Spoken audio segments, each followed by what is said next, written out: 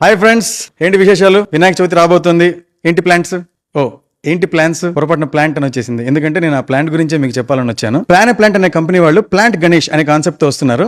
ఇక్కడ వీళ్ళు ఏంటంటే ఏ సింథటిక్ కలర్స్ వాడకుండా మట్టితో తయారు చేసిన మన స్వామివారి విగ్రహాన్ని మనకి అందజేస్తున్నారు. మనం చక్కగా స్వామివారికి పూజ చేసిన తర్వాత రోజు దాని మీద నీళ్లు పోస్తుంటే స్వామివారి విగ్రహం అంతా కరిగి ఒక మట్టి ముద్దగా మారి మెల్లగా దానిలో నుంచి ఒక ప్లాంట్ అనేది వస్తుంది. వీళ్ళు చాలా మంచి క్యాప్షన్ కూడా దీనికి పెట్టారు. ఇస్ బార్ శంకర్ కా బేటా గాడి మే నై జాయేగా గార్డెన్ మే రయేగా అని. ఎంత బాగుంది కదా!